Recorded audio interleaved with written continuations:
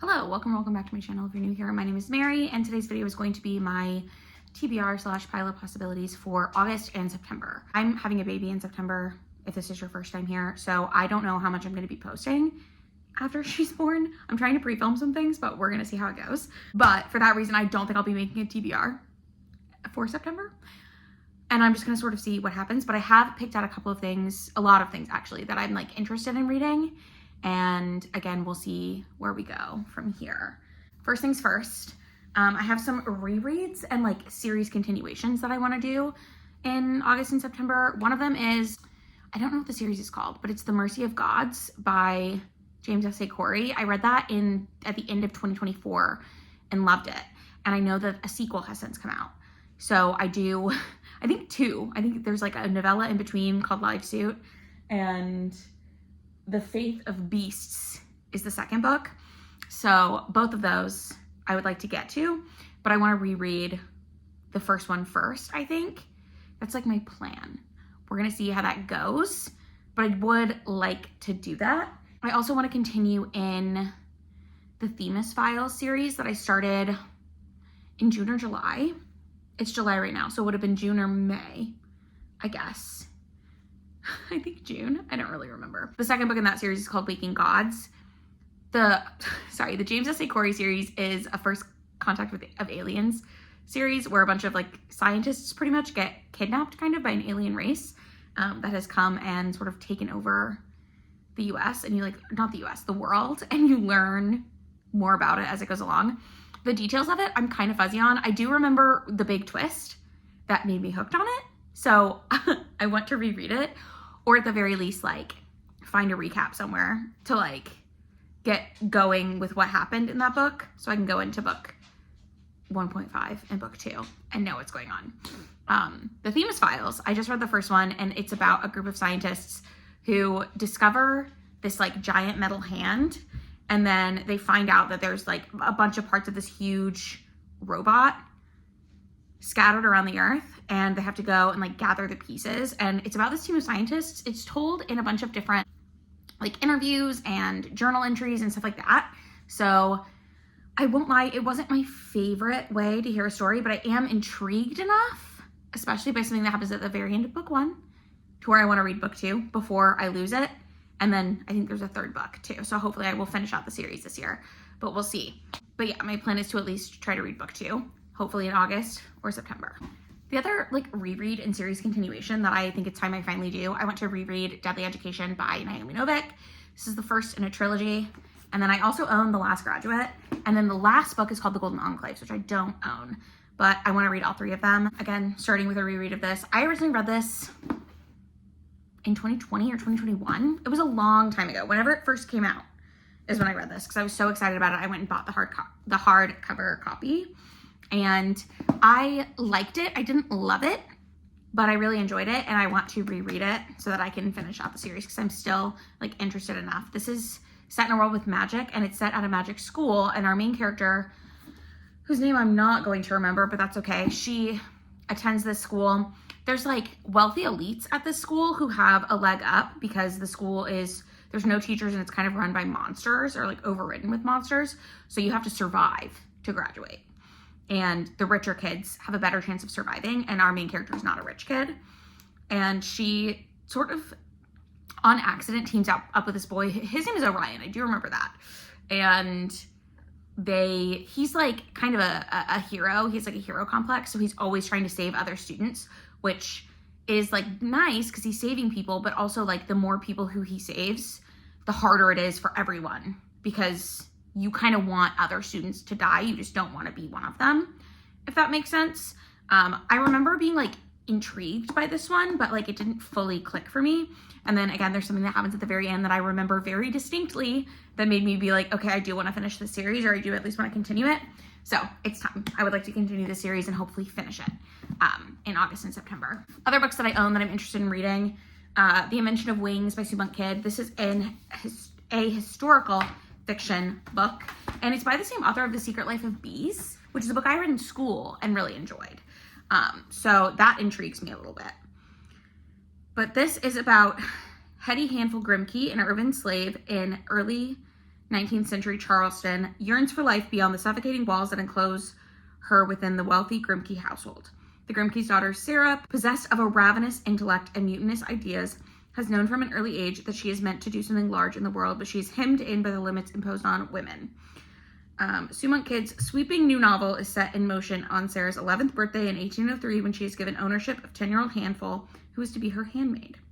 The invention of wings follows their remarkable journey over the next 35 years as both strive for lives of their own, dramatically shaping each other's destinies and forming a complex relationship marked by guilt, defiance, estrangement, and the uneasy ways of love.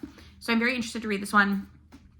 Just a side note, I am still trying to do Her Kid. I did not go through this list to pick prompts that I knew they would fit, but just knowing that this is set in Charleston, South Carolina, it would fit for that road trip prompt where you're trying to read books in the US that are not set in New York City or California. So that's good. I also have Glory by No Violet Bulawayo. I don't know how her last name is pronounced. This one follows the fall of the Old Horse, a long-serving leader of a fictional country, and the drama that follows for a rumbustious nation of animals on the path to true liberation.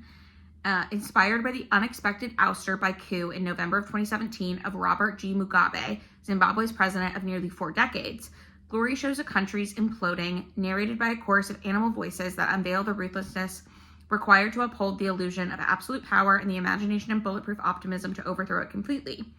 By immersing readers in the daily lives of a population in upheaval, Bulawayo reveals the dazzling life force and irrepressible wit that lie barely concealed beneath the surface of seemingly bleak circumstances. So this one sounds really interesting to me. I read The Mouse That Roared earlier this year, which is another it's like a fake country and like a reimagining of historical events that have happened if that fake country existed. And I think this sounds fascinating.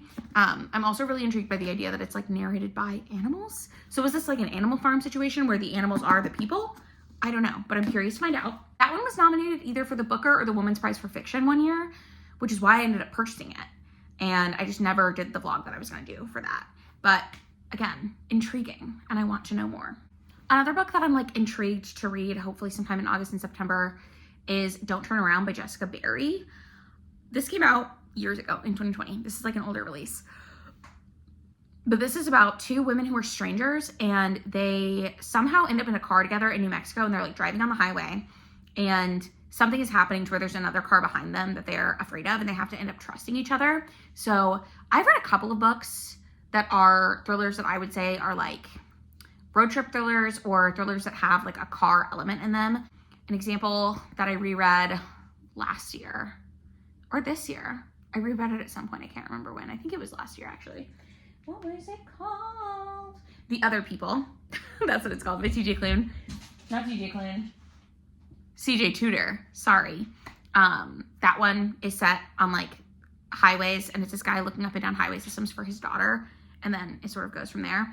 And then also there's a Riley Sager book about the girl who gets a ride home from someone, and she thinks that the guy she's riding home with is this serial killer that's running out and about.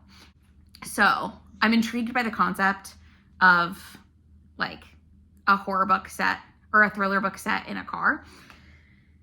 And I'm excited to see what this one is. I'm also intrigued by the fact that the premise is that it's these 2 women, Rebecca and Kate, and they don't know each other. So like, why are they in the car together?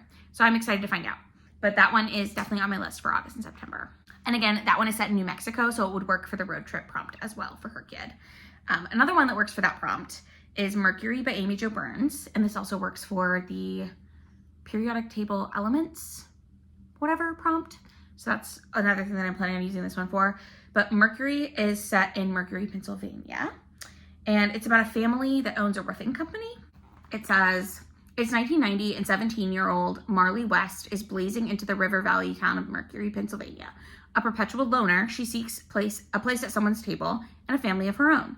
The first thing she sees when she arrives in town is 3 men standing on a rooftop. Their silhouettes blot out the sun. The Joseph brothers become Marley's whole world before she can blink. Soon, she is young wife to one, the one who got away to another, and adopted mother to them all. As their own mother fades away and their roofing business crumbles under the weight of their unwieldy father's inflated ego, Marley steps in to shepherd these unruly men. Years later, an eerie discovery in the church attic causes old wounds to resurface, and suddenly the family's survival hangs in the balance. With Marley as their light, The Joseph brothers must decide whether they can save the family they've always known or whether they can build something stronger in its place. So this sounds intriguing to me. I do like a family story. It also, like, the concept of her being between two brothers and like marrying one and being the one that got away for the other. Isn't that like kind of the premise of The Summer I Turned Pretty? I haven't seen that, but I think that's kind of what the premise is. So I'm interested in that one a lot.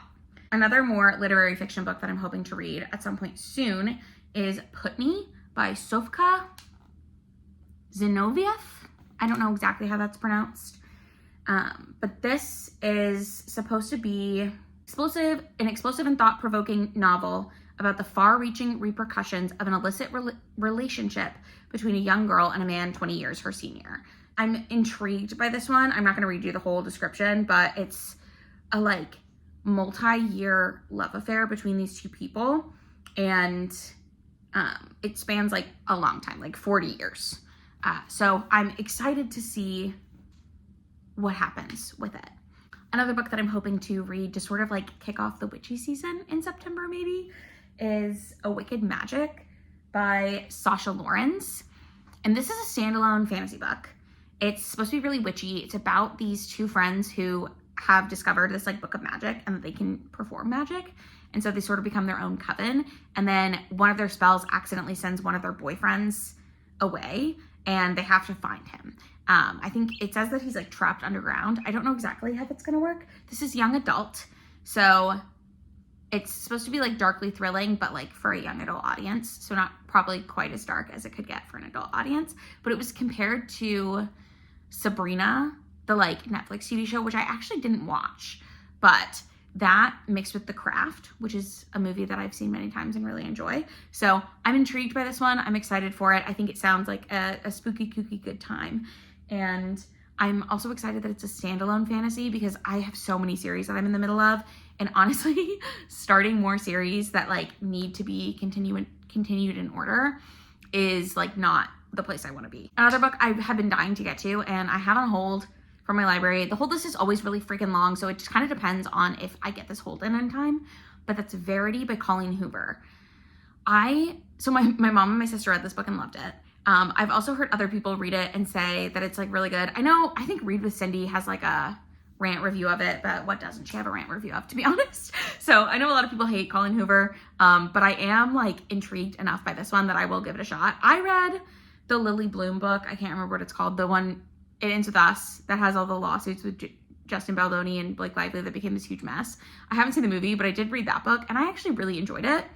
So I'm hopeful that I will like Verity by Colleen Hoover. I know it's like a thriller, and I think the premise is that there's this guy who was married to an author and she was writing this manuscript, and then she somehow got into a coma, so he hires someone else to come and finish her manuscript, ?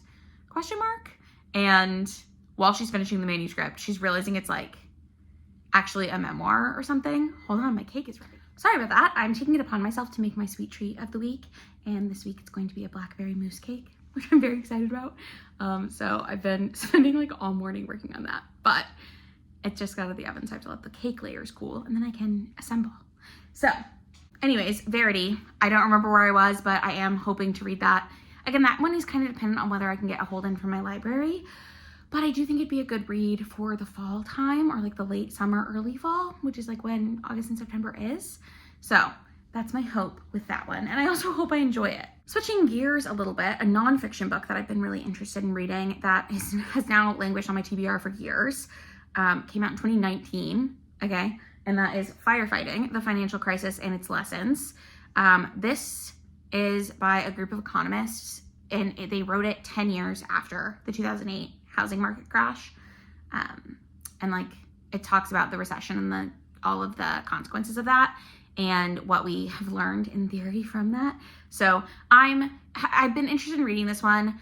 I'm hoping I can get an audiobook of it. I actually haven't looked to see if my library has an audiobook of it, which I should have done before filming this, but it's on my list. I think it'd be interesting to read.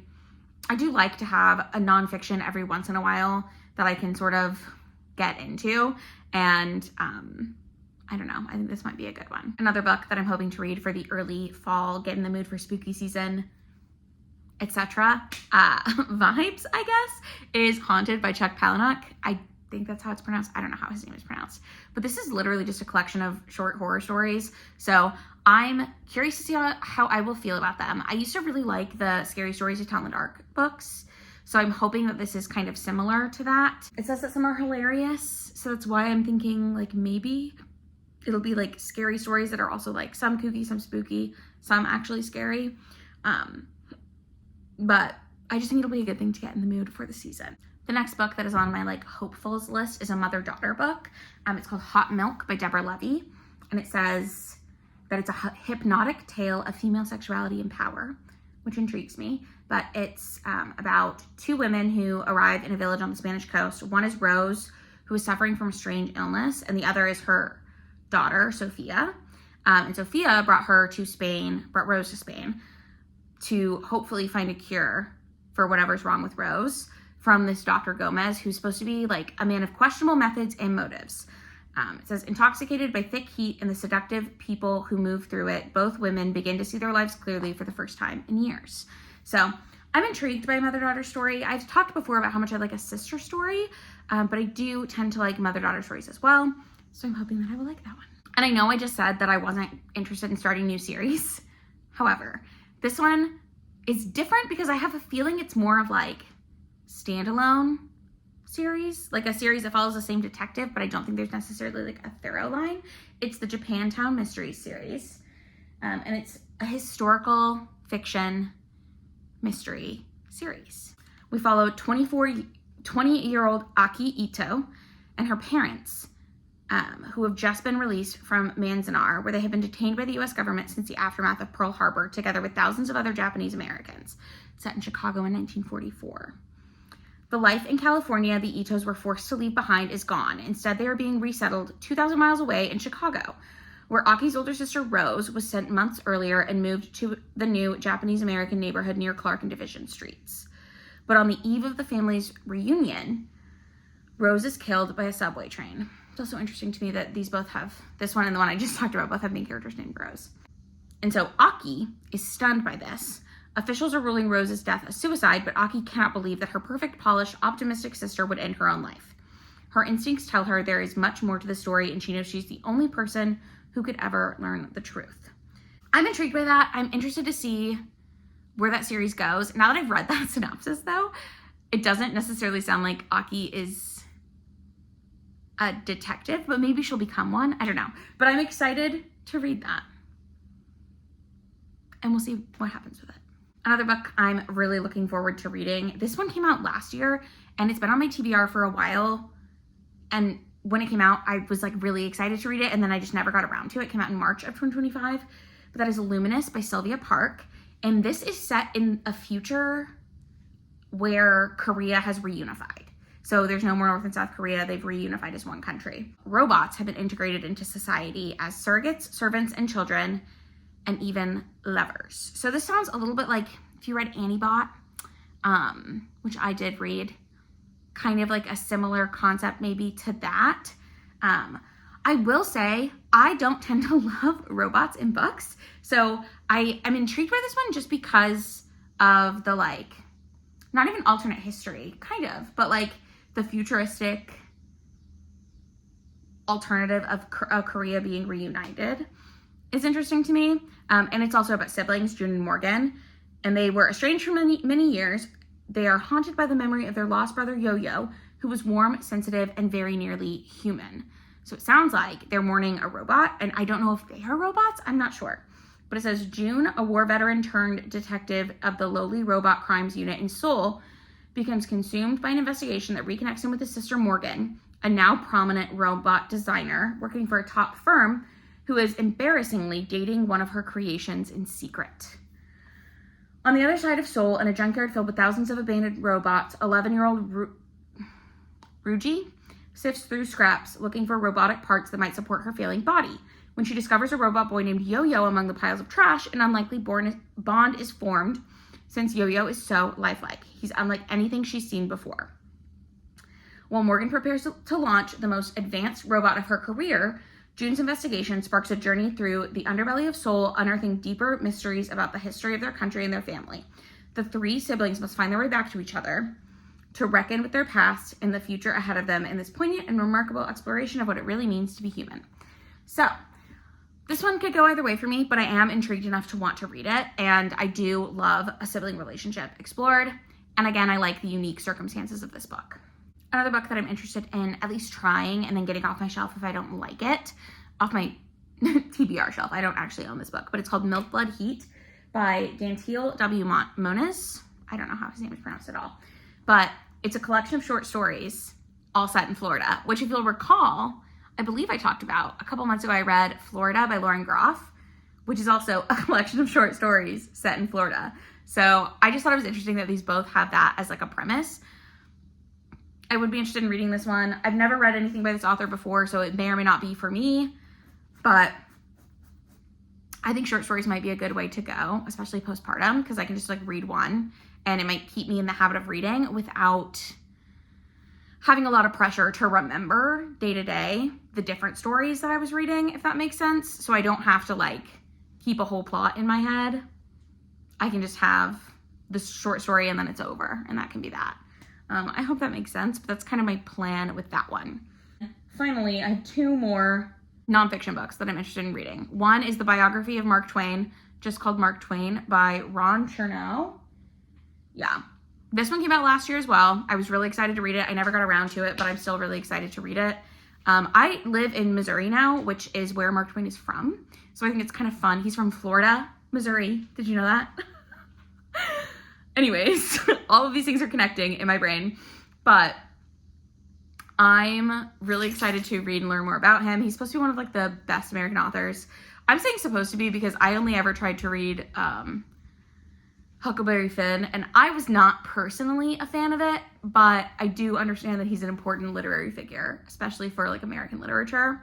So I'm curious to read more about his life, especially since I'm so close to like where he grew up. We have like Mark Twain National Forest here, and I don't know. So I'm intrigued to see more about Mark Twain, or to learn more about him, I guess. And then the last one I have is High Risk Homosexual by Edgar Gomez. And this one is a memoir. So it's supposed to be witty and hilarious. And it's a path to embracing a gay Latinx identity against a culture of machismo, from a cockfighting ring in Nicaragua to cities across the US, and the bathhouses, nightclubs, and drag queens who help redefine pride. So it's a memoir about coming of age, being gay, being Latino, and it says that it opens in the ultimate anti-gay space, which is the author's uncle's cockfighting ring in Nicaragua, where he was sent as a 13-year-old boy to become a man. And then readers follow him through queer spaces where he learned to love being gay, to love being Latino, and he talks about Pulse nightclub in Orlando, which if you don't know, that's where a mass shooting occurred. God, decades ago now, I guess. I remember when that happened, but I think it was the early 2010s. Anyways, a drag queen convention in Los Angeles, and the doctor's office where he was diagnosed as high-risk homosexual. So that's where the name comes from, I guess. I'm very curious about this one. I don't know when it ended up on my TBR, but it did come out in fall of 2022. So it's been there for a while. So it's another one that I would like to get to this month. But that's it. Those are the like smattering of books that I'm hopefully going to read in August and September. Let me know in the comments down below if you've read any of these books and how you felt about them. Also, let me know what you are planning on reading in August and September. If you are doing HRCYED, let me know how your July is going.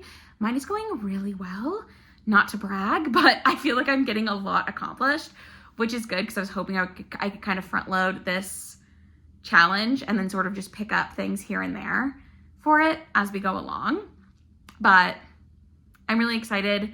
I still am planning on vlogging at least some of the challenges, and while I wrap up different books that I'm reading for the different prompts. I have one vlog that I'm in the process of doing for one of the prompts, so you'll have that to look forward to. But that's it for me today. Thank you so much for watching this video. If you liked it, give it a thumbs up. If you would like to, you can subscribe to my channel. I do try to post every week, and I will see you in another one very soon.